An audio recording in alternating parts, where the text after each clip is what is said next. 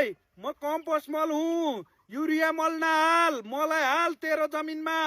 म तँलाई धेरै उत्पादन दिन्छु, तेरो जमिनको माटोलाई उर्वरायुक्त बनाउँछु, विषादी मुक्त तँलाई अन्न बाली खुवाउँछु। त्यसैले मलाई प्रयोग गर, सधैँ अन्न बालीमा मलाई नै हाल्ने गर।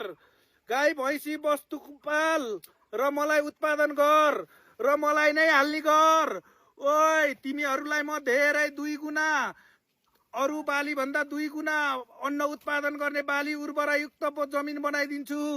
त्यसैले तिमीहरूले मलाई युज गर, युरिया मल हाल्न छोड दे, विषादी मुक्त अर्गानिक खाना खानु छ भने मलाई नै युज गर सधैँभरि। यस्तो छ मेरो, मलाई प्रयोग गरिस् भने तिमीहरूको जमिनमा उर्वरायुक्त परिपूर्ण बनाइदिन्छु म।